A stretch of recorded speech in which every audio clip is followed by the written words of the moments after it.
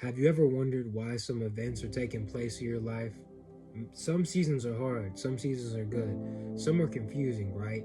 But I believe that's the beauty in life. Now, it doesn't always feel beautiful, but looking back on it, you can see the evolution of you and your character and just your spiritual growth, mental growth, maybe physical growth, and all these aspects of life and how we improve and walk with God, right?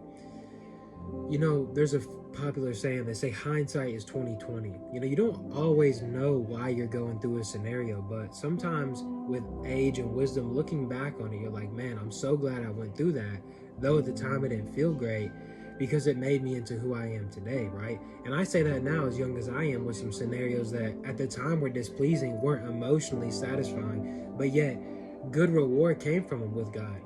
And so I want to speak to you guys on that. John 13:7. Jesus answered and said to him, "What I am doing, you do not understand now, but you will know after this." See, a lot of times in life, we don't know why these situations are taking place. And sometimes you can ask God, if you're going through a hard time, especially, God, grant me perspective on how you're using me and growing me in this season, or using me for other people. And God will sometimes give you insight, and sometimes He won't. And sometimes you have to deal with no answer. But you will come on the other side of it. That's already guaranteed. God has paved your way. God has already paved the way. And what I like about this is because it tells you to be patient in the present, because the future is already secure.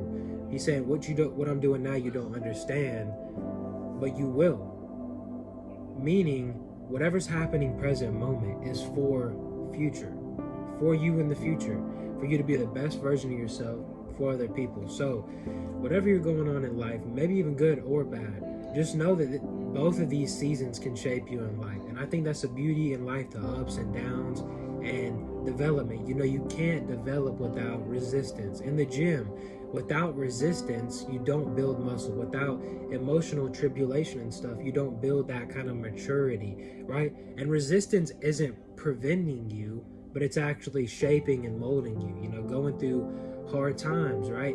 You can't call yourself a warrior if you've never been to battle, right? And so we accumulate these victories and go through these hard times with God, and we become more in love with Scripture, with God, with having compassion on others when they're going through a hard time. And it just strengthens the whole community, family of God, us and our family. It just makes better people. So understand right now, you might not understand what you're going through, but God sees everything and sees that everything comes to a proper end. So trust Him and trust the process. I pray this word bless you and that you guys have a blessed day.